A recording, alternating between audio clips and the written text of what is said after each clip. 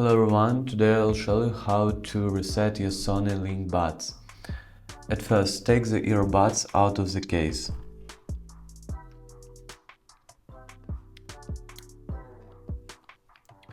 After that, open Sony Sound Connect app.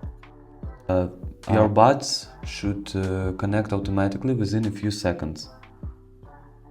Close these windows, press OK.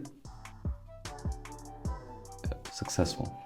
Okay, then scroll down, find device settings option, then go to system section, scroll down, click initialize settings. After that, find the option to reset the earbuds to default. Tap on it, one more tap, and then confirm to tapping OK. So, if you see the same window, I can congratulate you on a successful reset. That's it.